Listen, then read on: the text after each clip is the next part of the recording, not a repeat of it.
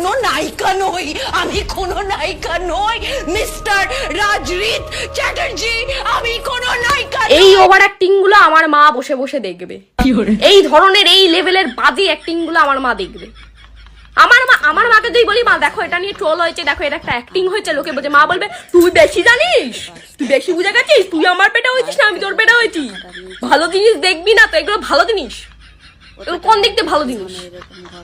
আমার মা বলবে হ্যাঁ তুই তো ওই চিটাই দেখবি, ফোন ঘাটবি, ভালো জিনিস শেখার জিনিস তো দেখবি না, এগুলো থেকে কি শেখার আছে?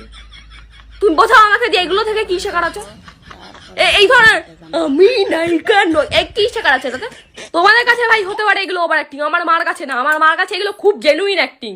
আমার মাকে দেখালে বলবে দেখেছিস কষ্ট কত বলতো জীবনে, উনি জানে যে ওদের জীবনে প্রচুর কষ্ট।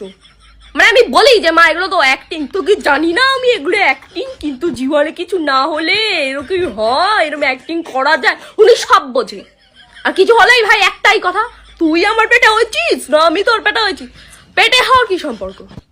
এই ওভার অ্যাক্টিং দেখার জন্য আমার মা আমাকে সন্ধ্যাবেলা চাউমিন ম্যাগি এগুলো থেকে বঞ্চিত রেখেছে, জীবনে করে দেয়নি ভাই।